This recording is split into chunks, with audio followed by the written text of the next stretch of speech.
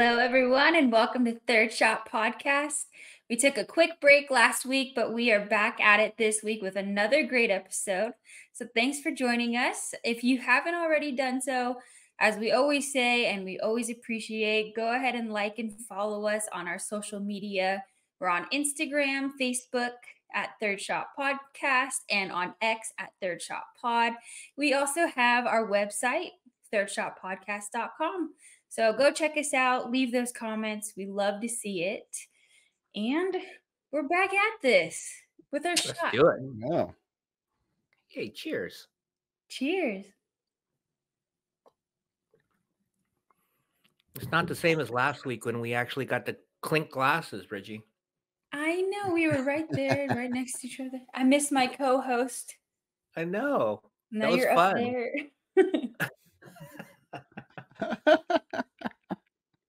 Here, well, there you go. There Oh, we that go. goes- yeah. Can we, feels a lot like, better. How do I do Yeah. this? Go Oh, clink? this way. Clink. Hey, what do All right. I do? Yeah. It'd be great if somehow we could have the arm go over and into your camera. Well, Into my box, yeah. yeah. That was work that kind of out. a Brady Bunch type of thing where you Yeah. know your boxes are looking at each other and smiling like you're actually there, but no. Yeah, see, this is why you got to watch us on YouTube so you can see what's going on. Exactly. You have no idea what we're talking about right now, unless you're watching. So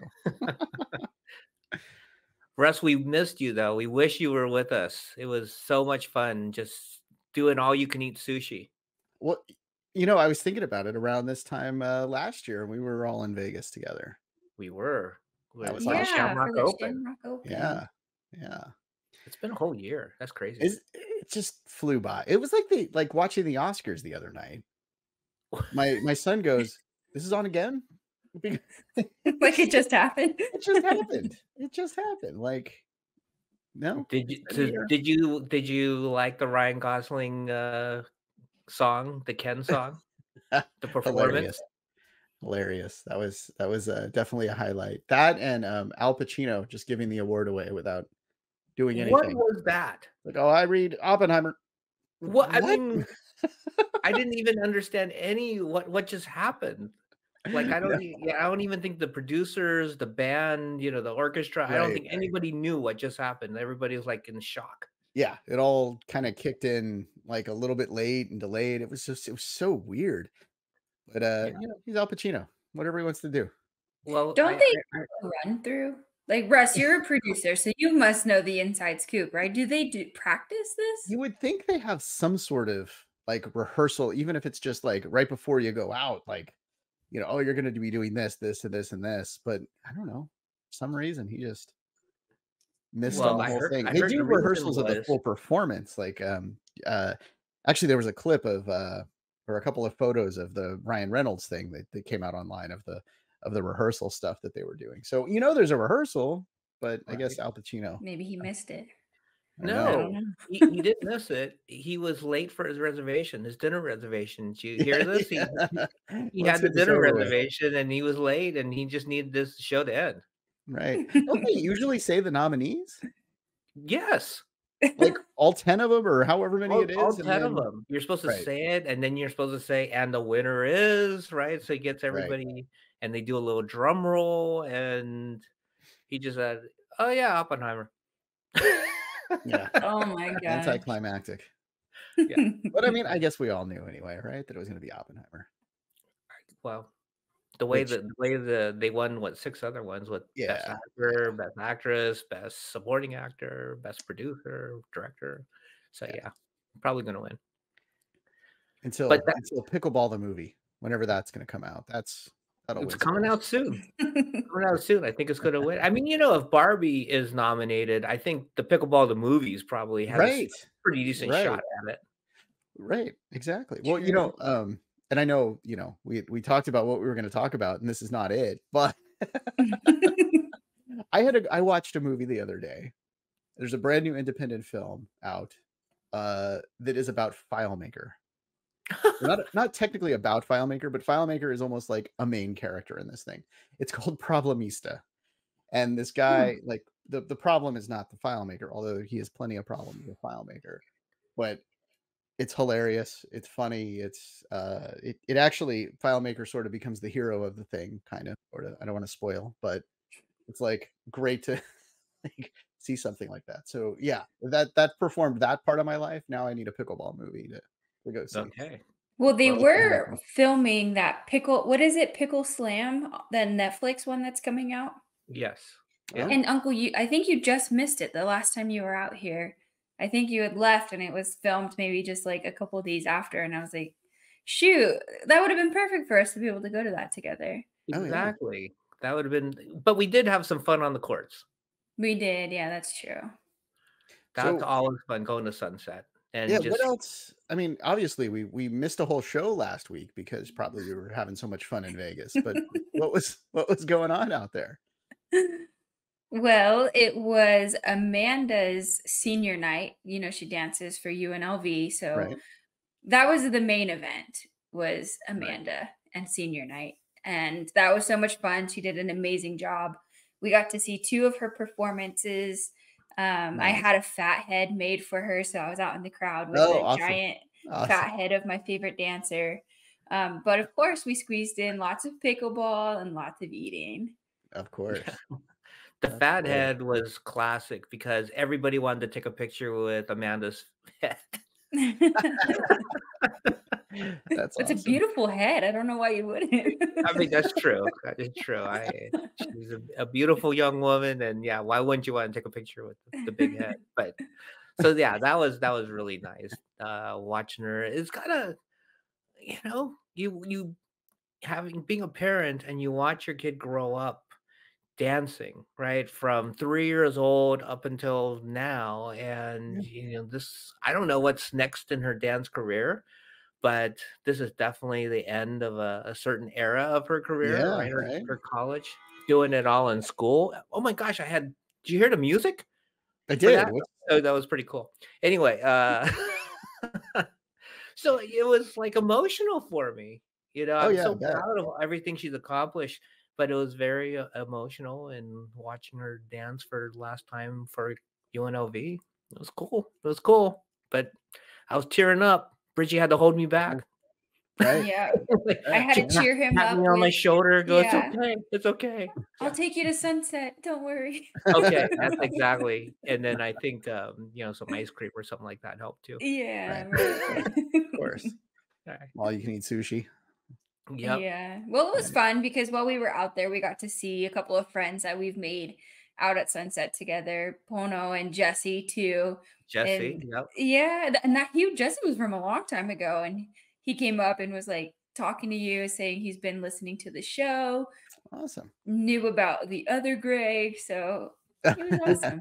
so Jesse was from exactly 1 year ago because I met Jesse as Greg and I had first met, and the first time we ever got to practice together, we went to Sunset and played against Jesse and some random guy that was trash talking us.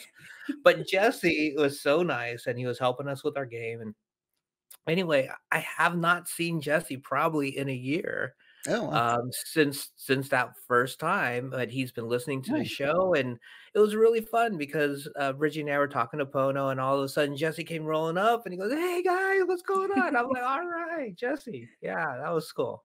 That's awesome. That was That's yeah, awesome. and, we got to play that night, and then unfortunately, Bridgie was unavailable later in the week, so Pono asked me like, "Hey, if you wanna come around, I'll play with you." And, Bridgie and I, we played with Pono and his, like, whole family, that whole crew, the Hawaiian crew, a couple I don't know, couple times, right? Yeah, a few months ago, Yeah, I think was the first time, and maybe another time since then, but they're great people. They're always out there at sunset. They roll deep. There's They always were yeah, there's never just one of them, but they come as a group, which is awesome. nice. Because whenever you're there and you see them, they're very welcoming. They let us play with yeah. them, and they gave us a really good food recommendation to go to Zippy's. So shout Yeah, out to Pono. awesome. Yeah, that was a good call. He said, "Go with the fried chicken, chili, and rice." So, I'm not gonna I'm doing it. So I did the fried chicken, chili, and rice. And then landed up going back to Sunset to meet Pono on like a couple days later and play some pickleball. And he introduced me more of his crew, right? Oscar and Teddy and just a whole bunch of them. We got to play some pretty high level pickleball. Those guys are really, really good. And they're not only nice and they know their food, but man, they can play some pickleball too. Well, because you had to play, well, not had to, but you were looking for some higher competitive games because you had that big tournament, right? So yeah, I just played the APP Sacramento with Jaeger, another one of our guests on the Nice. show, and that was a blast. I mean, how can you not have fun with Jaeger? I mean, truly, surprisingly, no Jaeger at the hotel room the night before. Huh. That you saw. Right? We were kind of thinking, okay, for sure, right? But no, there was no Jaeger. We basically rolled up into the hotel, checked in, chatted it up for a while and got our beauty sleep to get ready for the match the next day. So that was fun. Now, Nice. this is a cool story. So, you know how the hotels, they give you the complimentary breakfast the next morning, right? And stuff like that. So we roll into breakfast and we see a couple of guys that have their pickleball gear, right? You could tell they're there for the tournament. So we introduced ourselves, said hello and stuff like that. And met Daniel. And I apologize, Daniel's partner. I cannot remember your name, but I'm sorry. But we met both of them. They said they were playing the pro qualifier later that day.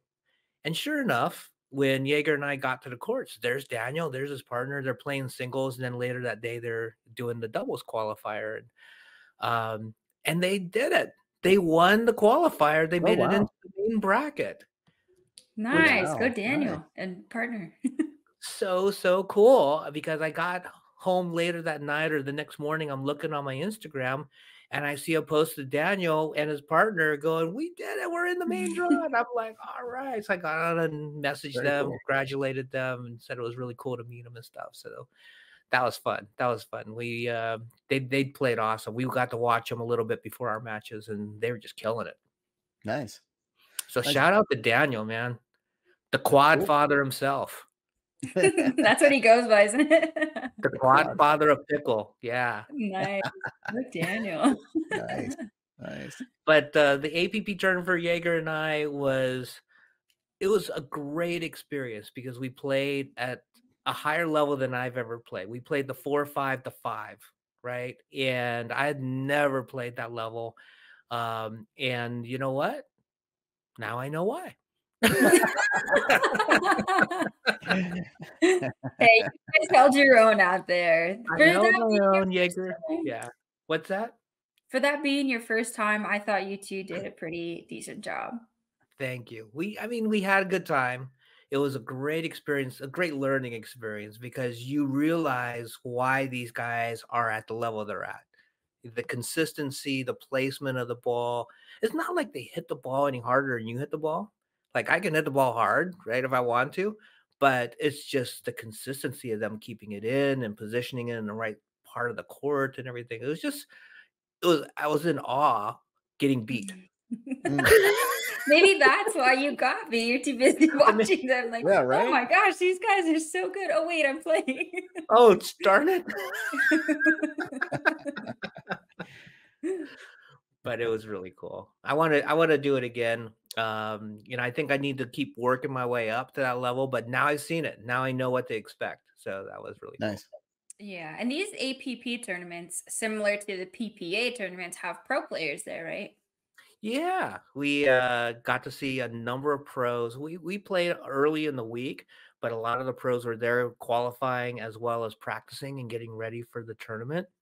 And we're lucky enough to be joined by one of those pros that got to play in the APP Sacramento, Brooke Revuelta. She is just a powerhouse, up and comer. She's 18 years old and she's already just making a huge mark for herself and on the pro tour. And we're lucky enough to have her on the show. So when we come back, we will have Brooke, and I'm sure you're going to enjoy getting to meet her. Come on back.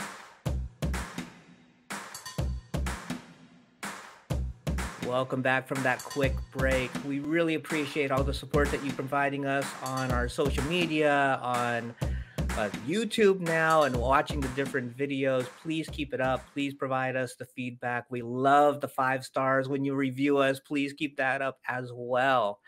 As we promised before the break, we have one of the top pros in the pickleball game. Brooke Revuelta is with us today. And not only is she a top player, but she is now the APP Next Gen Singles Champion and Mixed Doubles Champion. Welcome to the show, Brooke. Thank you. Thank you so much for having me. Yes, we are so excited to have you here and to hear more about your amazing career. But I think we ought to toast to you and all of your accomplishments. It's incredible how much you're winning out there, and we love Oh, to yeah. see it. Thank Cheers. you. Congratulations. Cheers. We have to make it clear Brooke is not drinking alcohol with us tonight. That was water. That was That's water. good. Good. Right. That's good. We clear the air in case there's any questions. That's right. We don't want to get in any trouble now. No, right. Rage. So, Brooke, you were a top tennis player while you were growing up. We're kind of wondering, how did you get introduced to pickleball, and what was the process like from switching to tennis to pickleball? It was hard. So I played tennis my whole life, and I loved it. When I found pickleball, it was one of my friends' dads was like, "Oh, you should come and try this sport. It's so much fun." And I'm like, "What is that?" Like, I thought it was an old person sport. I was just like, had no clue what it was. Oh, mini tennis, maybe. Okay, sure, I'll give it a try. And I tried it. My second time ever playing, I jumped into a tournament, not even knowing the rules. I was stepping in the kitchen, hitting third shots in the air, and all over the place. But I fell in love with it and started playing every day.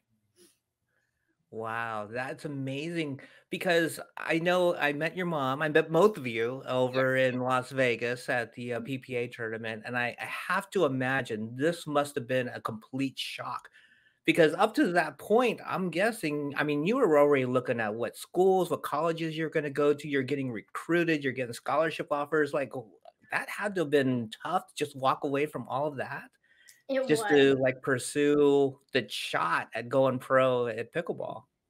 Yes, it was. It was a shock to my parents when I told them I was going to step back from tennis just to play pickleball. They were kind of like, "What do you mean? We've spent all this time and money on tennis and now you're just going to go and play pickleball?" But I loved it and I was happy with it, and I told them like, "Hey, if you didn't spend all this time and money in tennis, like I wouldn't be where I am in pickleball." So we gave it a few tournaments to, see where I was at. And my mom, she comes with me to every tournament, and she saw the way I played, saw the way I was competing against these girls out there. And she was like, "Okay, I'm in. Let's do it." That sold her on it. That sold her. And she loves traveling too. So she was all in. I mean, that's so awesome. important to have your parents to support you in that decision. Otherwise, it would have been probably really tough. It would have. My dad, it took him a little bit at first to he works a lot, so he's not able to travel with us, but it took him a while to get used to the idea too with the whole tennis. Him and my mom were set on me going to college and playing tennis in college. So for me not to do that, it's kind of like a heartbreaker. They wanted to see their kid go and play a D1 sport. But now playing pro pickleball, I think they're pretty happy, and they support me no matter what. So That's so good to hear. I'm wondering, so when you jumped into that first tournament with zero experience, what level were you playing at in that tournament? And then how long has it taken you from that first tournament to becoming now a professional pickleball player? So the first tournament I ever started was a 4-0, and I didn't win it. It was a mixed 4-0 tournament. I think we won 2 and lost 2. Not bad. And then after that, we even jumped down to 3-5 and played a couple 3-5 tournaments, and then kept going up, played some 4-0s, some 5-0s, and then I started playing pro in July. So that first tournament was in January of 2023, and then I jumped into a pro tournament in July of 2023. And Wow. 6 months. 6 months, yes. That is crazy. It was the PPA in Denver, and I only did pro singles, which was weird for me because I hadn't started playing singles till 2 weeks before that tournament. Wow. So Oh my God. it was pretty random, and I just decided, you know what, let's do it, and I did it, and it turned out to be decent. So it was the Denver tournament. Which tournament was it that you had to play Anna Lee? It was that tournament. And then like share everybody what that experience was like. And you did really well. Share everybody what the score was. Right. So I ended up losing 11-8, 11-9 in the second round. So I won my first round and had to play Anna Lee in the second round, lost 11-8, 11-9. It was crazy because, one, I didn't even think I would win my first match because I had no experience in singles, no clue what I was doing because it's a complete different strategy than doubles. And I was just, I just was kind of playing tennis out there because I was playing tennis at the same time still. I quit tennis in July too. So after that tournament is basically when I decided to play pro pickleball and take a step back from tennis. So it was a shock. I knew I was playing the number one in the world, and I was like, I don't have much experience, so I just have to go out there and try my best, and I've got no expectations, and that was it. That's what I did. Well, you held your own, that's for sure. You only lost by a few points, and at that point you were only like what, a month or so into your career as at a 5-0 or higher level. That's Exactly. amazing.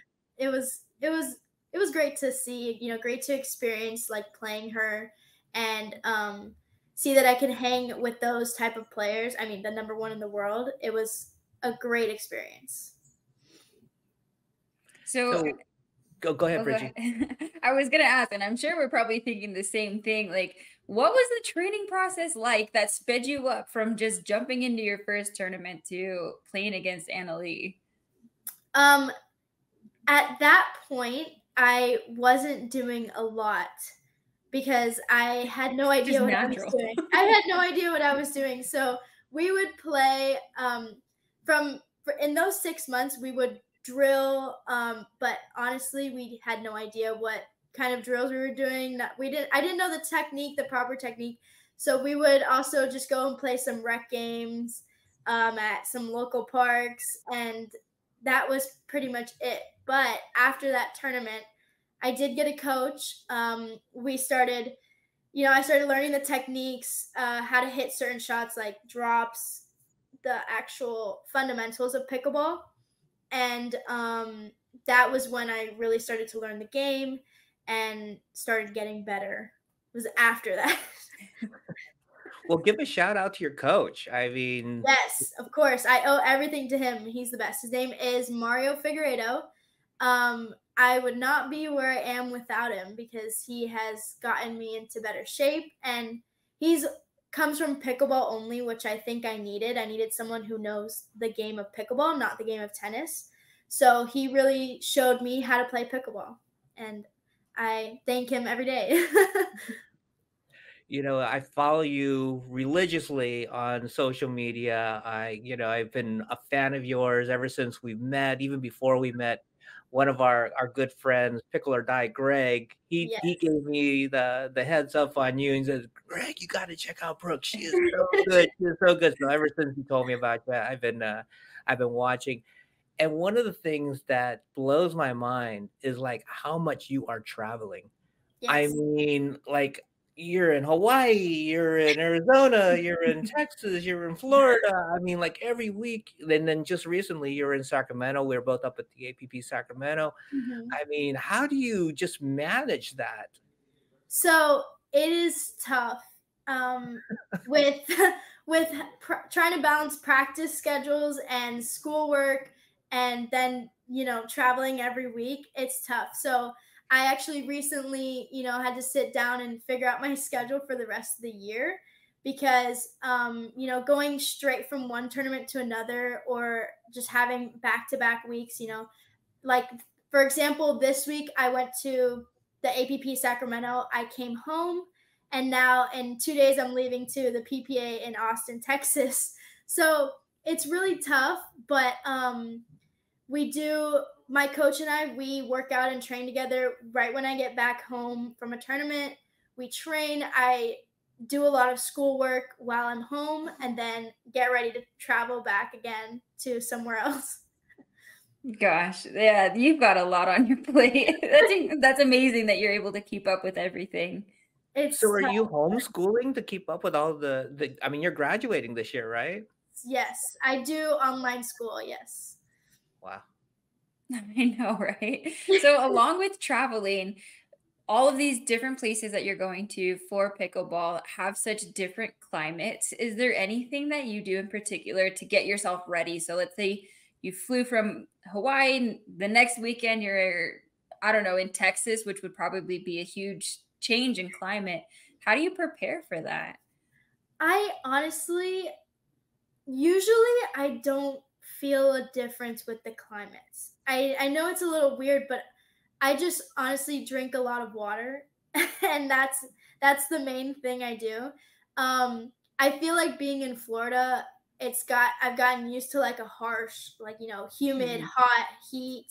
So if it's like in the Sacramento, it was nice and cool. I was loving that. I mean, a lot of the places I've been to have been way nicer weather than Florida's. So I haven't really been affected by anything major, but I do drink a lot of water just while I'm traveling because I do get dehydrated if I don't while traveling. It's hard. Yeah. I mean, I can't keep up just when I go down to visit Bridgie in Vegas. And then I I come know. home and I'm like, oh, I'm tired. I need to adjust. And you're just going, training, playing. And the other thing that amazes me is like every tournament, it seems like you're playing with a different doubles partner, different mixed partner. When you were in Hawaii, you played with one of the girls that we see down in Vegas all the time, Lauren. We see her and her crew. We've been Yes, Brittany and I have been she's able to kind of watch her progress. I mean, she's fantastic as well. she is awesome. Yes. She's amazing. So how do you go about picking who you're going to partner with, both mixed and women's doubles? So, for mixed doubles, I've been playing with Michael Lloyd for the past maybe 8 to 10 tournaments. So when I met him, we we had no idea who we were, and we decided to play together on accident.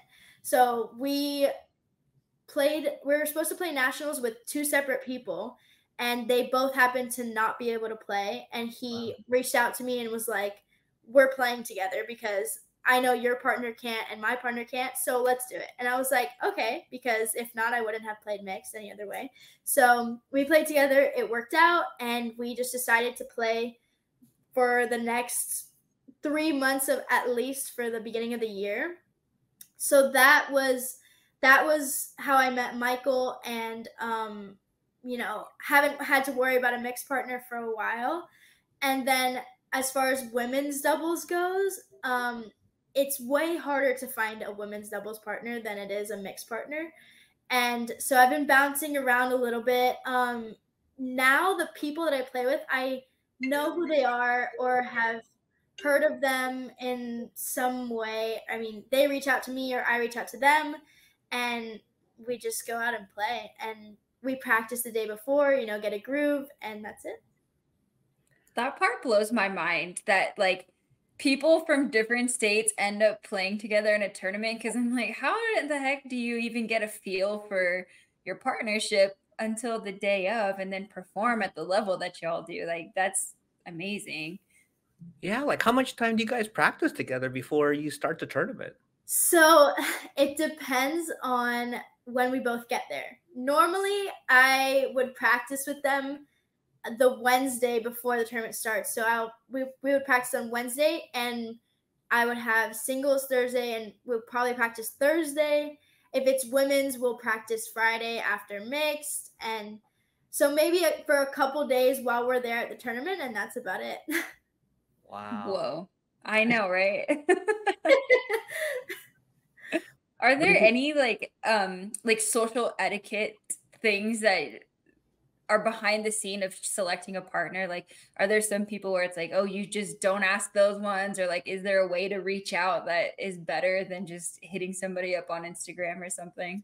I don't think so. I mean, every time that someone has asked me or I've asked someone, it's usually through Instagram, or they get my number somehow or I get their number somehow, and I'll text them through messaging directly. But other than that, I mean, like, it's just if you don't live near them, that's the only way you're gonna be able to reach them. So Yeah, how did you partner up with Judith? Because she's a great player as well. I so mean, me and I'm sure she's Judith, in demand. yes, she is. So I met her through Michael and Brandon Lane. Michael, they've been friends, so we've all, been in contact for a while, but I just randomly decided to look at the site and see who didn't have a partner, because I didn't have a partner for Sacramento. And she was on the list needing a partner, and I just asked her, and she was like, yeah, let's do it. So that was it. That's awesome. One of the things that I think Uncle and I really appreciate about pickleball tournaments is that social aspect of it. And like, as you mentioned, you could be at a tournament and meet one person, and then it just kind of snowballs and you start meeting other people. Exactly. As someone who's younger, but also in the professional level of pickleball, what's the social aspect like when you're at tournaments? Oh, it is so much fun. Like the most fun I've ever had. I mean, every tournament I meet more and more people. And then I also have like a good group of friends that I already have seen at so many tournaments. We don't live in the same states, so we just go to every tournament and see each other at every tournament.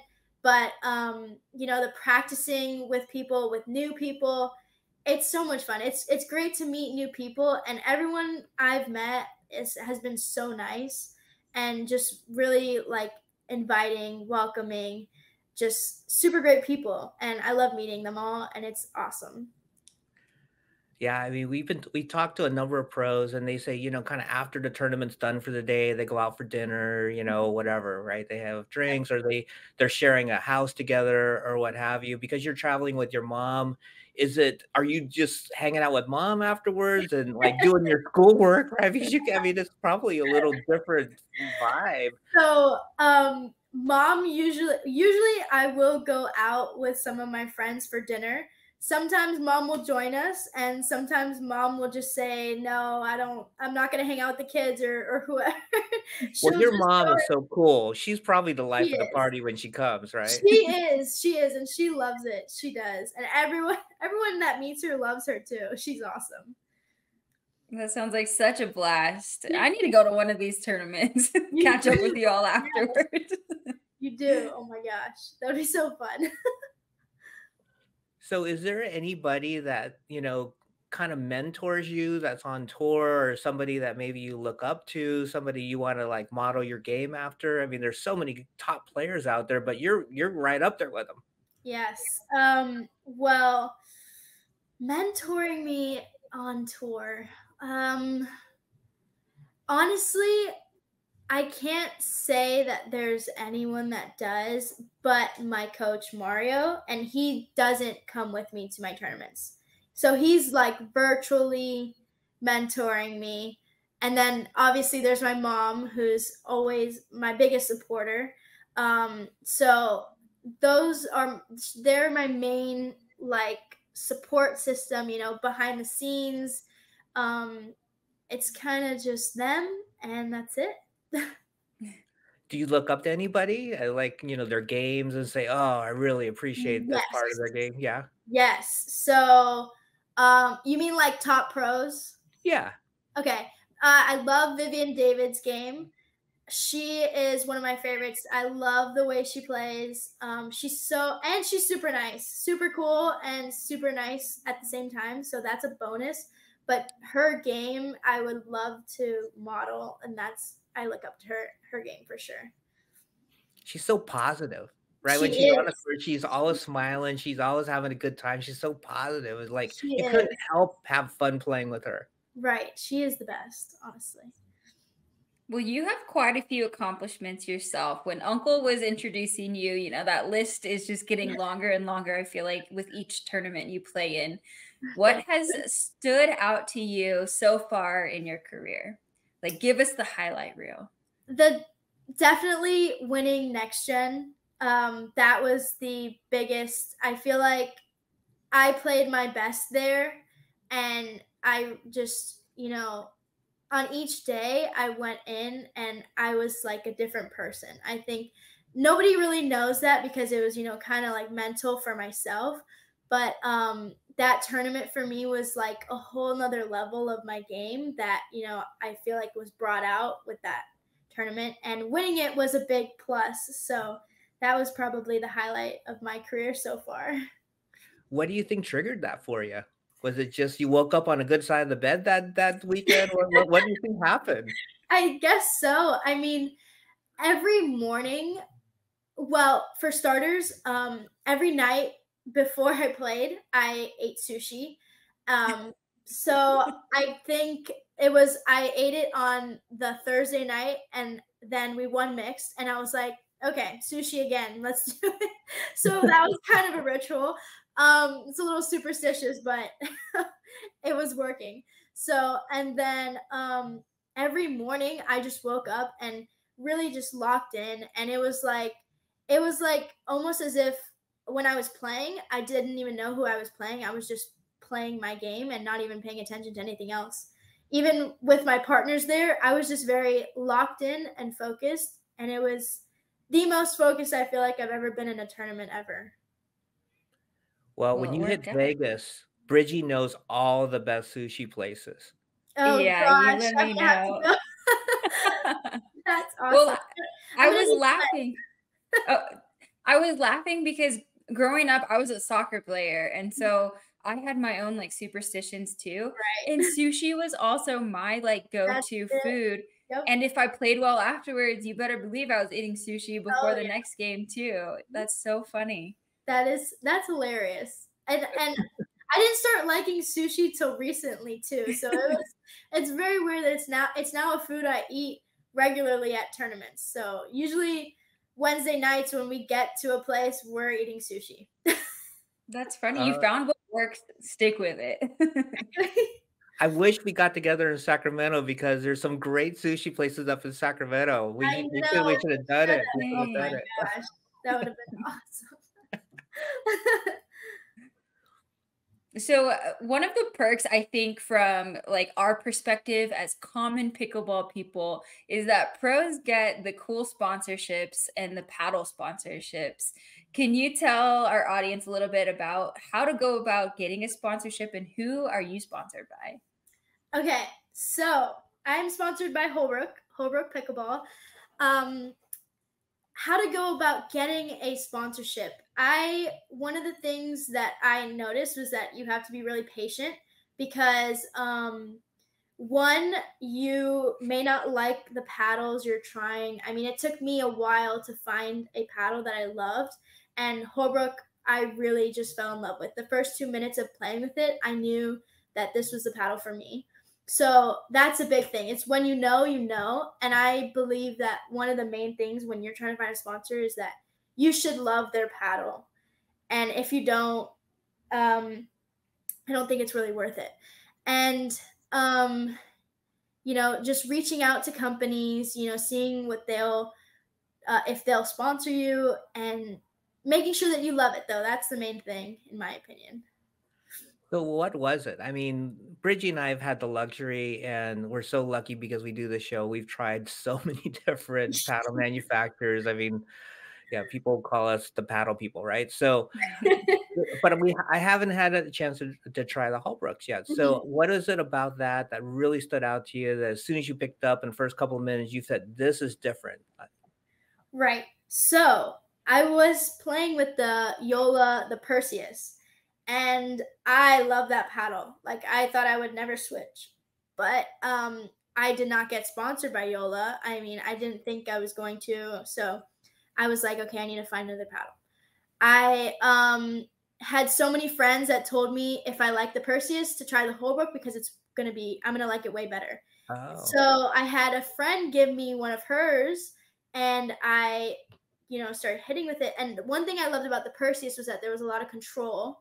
And once I picked up the Holbrook, I was like, this is it, because it's got a ton of control and it has way more pop than the Perseus. So it had the extra pop that I was missing and still a ton of balance and control. And I just loved the combination that it had, and it was perfect for me. Sounds like we're gonna have to try out a Holbrook. Yes, you are.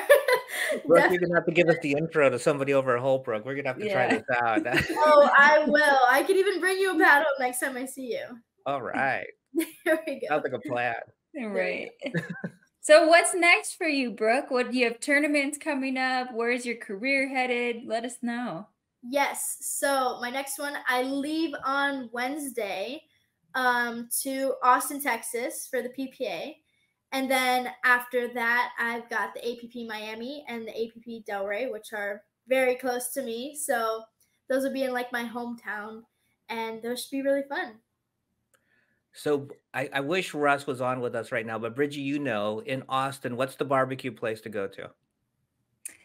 Terry Black's was Got the it. one that he recently went to, and it's delicious. Okay, I'm gonna have to try it out. It's not sushi, but I don't know. Yeah, right. we'll Maybe save that for barbecue after. though. Definitely gonna have to try it out. So for people that want to start following you, if they haven't already, what's the best way for them to kind of keep up with what's going on with Brooke? My Instagram, very active on Instagram. That is at brookerevuelta.pb. Sounds Awesome. good. That's where I find you. So I encourage everybody to start following Brooke. Yes, you. absolutely. Thank you. Well, Brooke, thank you so much for joining us. Before we do the closing, we do want to do another toast, our third to shot. the future. To the future. Yes, to this Future. upcoming tournament in Austin. Kick butt. To the next championship. You got this. We're behind you. Thank you so much, both of you. Thank you so much. Thank you for coming on. And thank you, audience, for joining us at Third Shot. Bridgie and I will continue to share our pickleball journey. Special thanks to Brooke. She's so great. If you haven't had a chance to follow her, watch her play, I highly encourage it. She's so exciting to watch and just fun. I mean, that was the first thing that I experienced when I was watching you play doubles over in Vegas. It's like the intensity, but you're having fun. You were smiling. You're enjoying it. Plus, I was chatting up with your mom, and that was cool too. So anyway, so please support Brooke. Go on to our Instagram account, Brooke Revuelta PB, and follow her there. Please keep subscribing and following Bridgie and I on Third Shot Podcast, and we promise to continue to have special guests just like Brooke in future episodes. So let's continue to share our enjoyment for the game and grow this pickleball community together. See you next time on Third Shot Podcast.